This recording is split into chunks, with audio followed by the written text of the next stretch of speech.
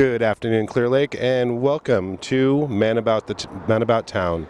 This is our Fire Chief, Willie Sapeta, here to tell us a little bit about Station 70 and Don Parker Station, and where does that name come from, Willie?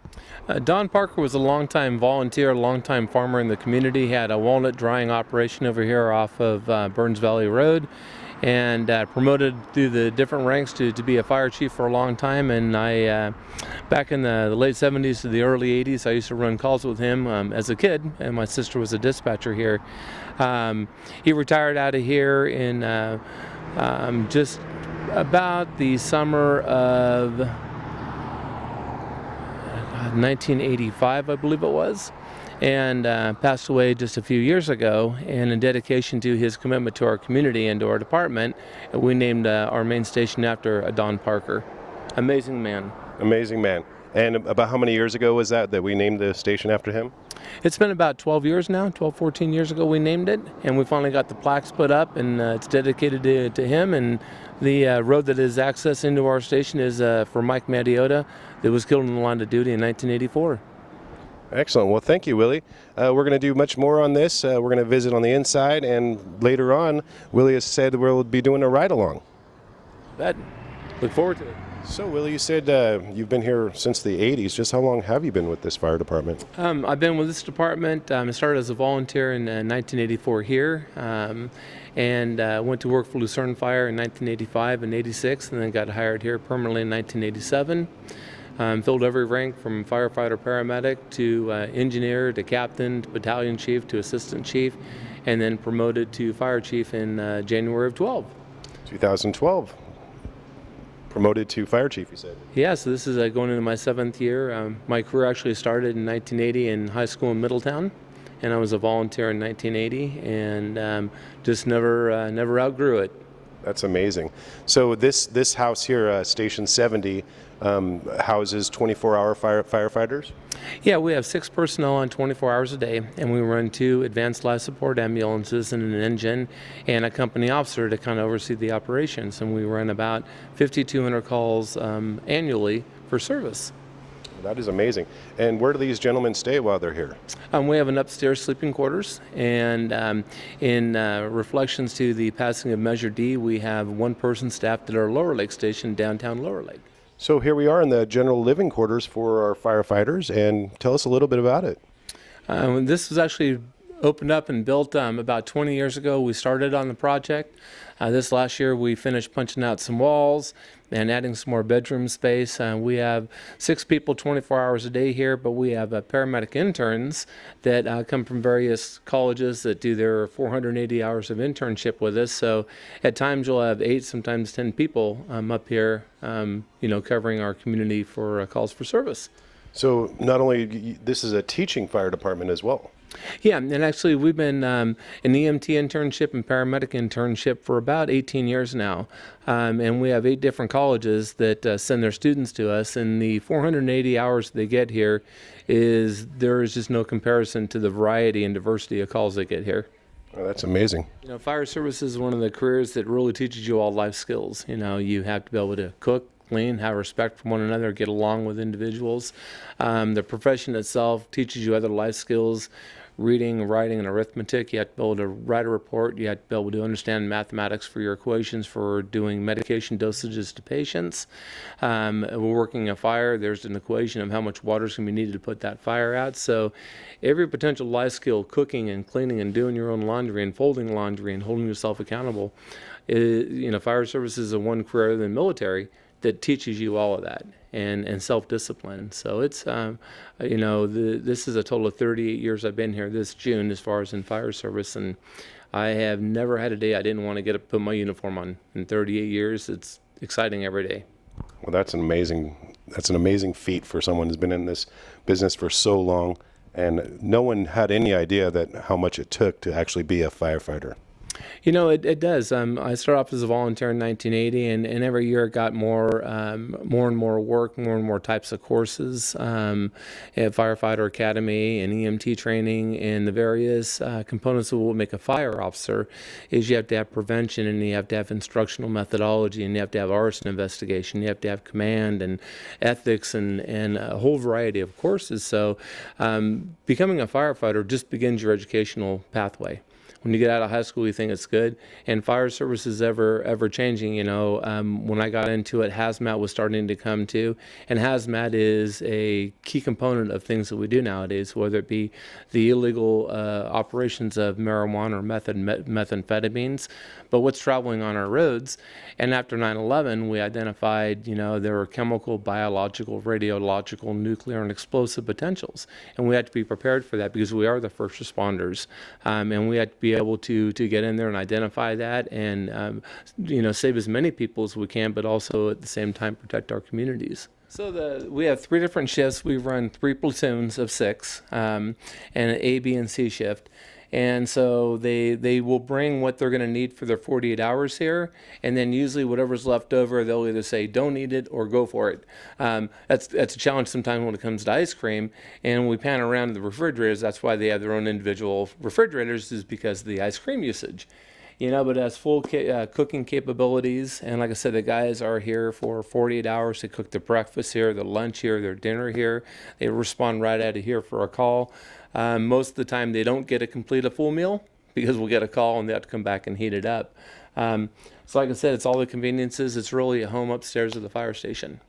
Do you guys have cook-offs? We do among the crews, and some guys use the Traeger, or we have an empty 55-gallon drum there that they do the different type of smoking with. It's mostly internal between the shifts. We have some guys that are amazing with chicken. We have Captain Deacon that makes an amazing, anything beef, that guy can make a totally fat hamburger just taste amazing with the way he smokes them. So I've had his tri-tip before, so yeah. Had the pleasure of having his tri-tip, so yeah, he is definitely a good cook. And what's kind of funny, when we hire our new candidates, when they come on, that's kind of one of the questions that the staff always asks them, is that what is your specialty dish? And depending upon how it goes, it'll go to yes or a no vote. But there's a ton of camaraderie and brotherhood. And really fire service is that way. When my wife and I travel, it doesn't matter where we go, if I have my hat on or there's that just open arms. When we travel, if we're going to go to dinner somewhere, we'll see where the fire trucks are. We'll stop by a firehouse and say, hey, where's a good place to eat? And there to help. And like I said, we've had some really significant impacts to our communities over the past couple of years. And my guys gave it everything to save our community, not only during the firefight, but during the recovery efforts. We're out there and they're helping sift through garbage and do those things and be there for them. And that was my paid and volunteer staff, and that goes kind of countywide. But the profession itself it's a lifestyle. It's not a job. You punch a time card, you come in and you go off. It's really a lifestyle. And for my guys that live here and are my permanent volunteers, that whistle goes off and they're running for the call to go and help somebody. And it's amazing. I couldn't imagine working anywhere else or having the staff I have. So this job really is a 24/7, 365-day-a-year job. It is. Our summer wildland, the wintertime, our structure fires, vehicle accidents. And, one of the things that Chief Parker and Chief Denman taught me is that the fire department is the backbone of the community. And those two will always be my fire chiefs. But the fire department is there to serve the community. And it really doesn't matter what you call us for. We're going to go out there. We may not fix it. But the one thing he said is that a lot of people, they don't expect you to help them. They just want someone to listen, to vent to. And there's a lot of things that is out of our control. But I guarantee you call 911, you call the station, you're going to have my staff out there, and they're going to do what they can to help you. And that is the cat in the tree, that's the kite in the tree, you name it. Got it. Now, as we're doing this interview here, I spotted something very interesting sitting on top of their refrigerator here. And this is a CAL FIRE regular fire line lunch. This is actually a bag of their lunch that they get when they're out on the fire line. I find this very intriguing because these guys, they don't punch a time clock. They don't go home. They stay out there. They're out there 24/7 in the line of fire. Yeah, that bag there represents about a 5,000 calorie meal, and you pick those up in the morning when you go back on the fire line, because you don't get fed again until the next morning when you get off shift, hopefully, and you don't always guarantee to come off the fire line. And that meal is to serve as your snack, lunch, and dinner, and part of breakfast, so you can get back to base camp on your 12 hours off before you go back on the line. That is truly amazing. That's dedication. I mean, 5,000 calories to last you for 24 hours. Yeah, it's pretty good food. I mean, it's changed over the years. When I first started, we actually had the military MREs, meals ready to eat. They were dated back 1960s. And they kind of came a little bit better around. I mean, there's usually a series of bartering. One of the jokes that goes with us on these lunches are the Uncrustables. And so the grape are the most common, but if you get a strawberry is good to trade for 2 grapes. Wow, okay. So the strawberry is kind of that golden ticket in the Willy Wonka chocolate bar. Gotcha, yeah, so there's a bartering system as Oh, well. there is, yeah. It's like 40 or 50 times a year, we're at our local schools just doing fire prevention, hanging out, their job careers. We do job shadowing for the Office of Education as well as Joan Montgomery at Lower Lake High School. We have a fire technology program that we run through Lower Lake High School. And we have a total of, you have the first year, second, and third year. The first year is pretty much classroom. The second year, you get more hands-on. And then our third year, we have the kids come in. We have 6 of them right now. 3 of them go to Lower Lake Station, and 3 of them come here, and they do 6th and 7th period in the firehouse. So they're cleaning trucks, they're going on calls with the guys, and it's kind of that more job shadowing. And that's been going on for, this is our 3rd year of doing that with Jessica Taliaferro at Lower Lake High School. One of the other programs I set up with Bill McDougall over 20 years ago was our hazardous materials first responder operations at Clearlake School. We still 20 some odd years still are an active part of it. At one time we did the full 40-hour instructional part of it. Over the years, Angie Siegel came on board. She's the new instructor for the classroom portion. And then the kids come here for their final, where we dress them down into a full hazardous material suit. We do a decontamination. We'll let them play with the radiological monitors and combustible gas indicators and a series of different tools that we use, so they get some hands-on. Why that's important is they get a state certificate out of that.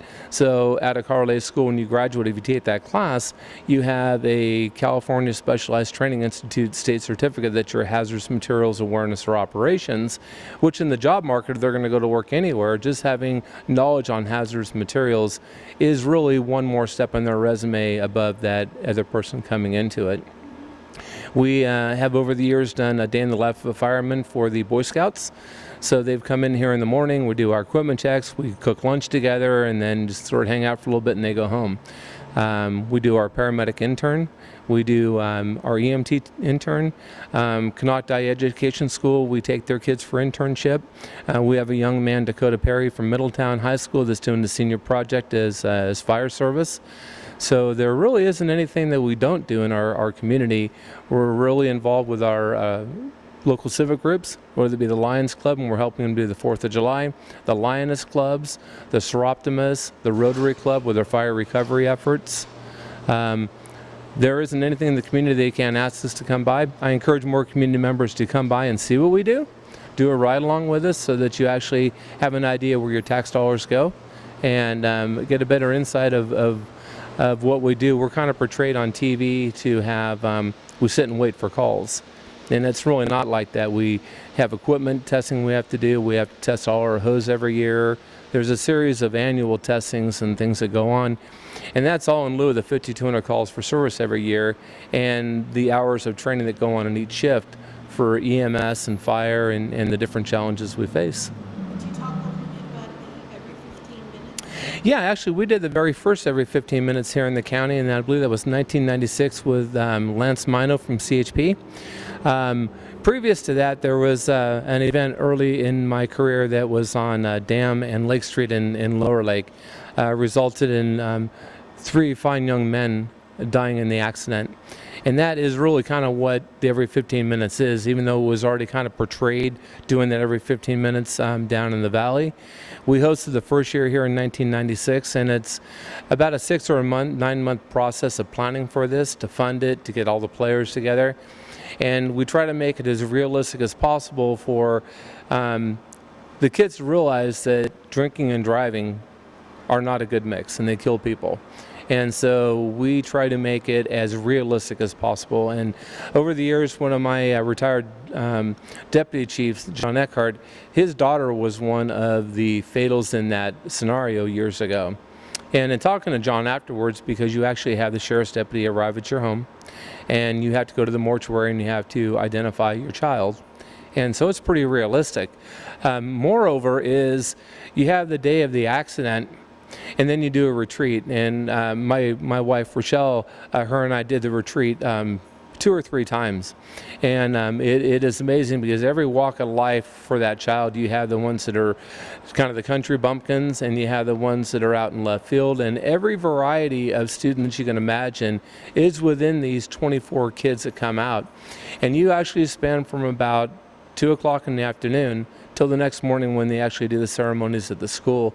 And you sit around, you do a lot of team building. And then one of the emotional things is you sit around in a circle, and you pass the candle around. You'd be surprised the ones that had never gotten along in school got along. The other disturbing part is they have to write the last letter to their parents, and then the parents write the last letter to them. And it was before I ever had kids, but it is an emotional roller coaster for that 24, 36 hours sure with those kids. You do months of preparation for this thing that lasts 15 minutes. And it is so realistic. I mean, from 38 years, I've been on those calls and, met with the parents of victims. And it's a good program. It truly is. Upper Lake just did theirs. Ours is coming up pretty soon. And it's a tremendous amount of work for everybody involved, the community, their donations, local law enforcement, the CHP, the Sheriff's Department, Clearlake PD, local fire departments, mortuary, the hospitals, because it is realistic to every level. The obituaries are in the paper. All those things are so real. And we just hope that if it deters one kid from drinking and driving, I mean, it's beneficial. You could actually fight a structure fire with that water tender. Not first choice, but it's one that you could do. And as we move for the water tender is kind of the backbone of everything else that we can encounter, and that's our rescue. And there is over-the-hill rescue, there's technical rescue, there's hazmat supplies in there, there's our extrication equipment for getting into a car or getting into a building. So all the tools you could ever imagine are housed onto that unit, as well as it has a telescopic, what we refer to as a stadium lighting. So on our calls at night when we don't have the visibility, that thing can go up 25, 30 foot and is actually like lighting up a stadium. Fully adjustable. So, we have to kind of house and respond based upon what the potential threat is. So it's a vehicle accident, it's hazardous materials, the typical medical aid. And that's why we really encourage folks to activate 911 early. So when you see smoke, call us. The longer you wait, the more acreage is going to get burned and the more potential. And I know that over the past couple of years with the fires that we've had, we get a lot of 911 calls, but a lot of people have gone, somebody's already called it in. So if you see smoke, definitely call us early. We want to get there. And the same with a medical emergency. If somebody's having shortness of breath or chest pain, call us right away. We don't have to go out and transport. We'll come out and check your vital signs and do an assessment on you, and then you decide whether or not you want to be transported. Out of the 5,200 calls for service annually, 85% of those are EMS related. But away from all the medical and EMS and fire stuff that we do have a couple pretty phenomenal programs. Engineer Hill, one of my engineers, a little over 12 years ago established our car seat safety program where we install and check car seats. We did that in the very beginning with the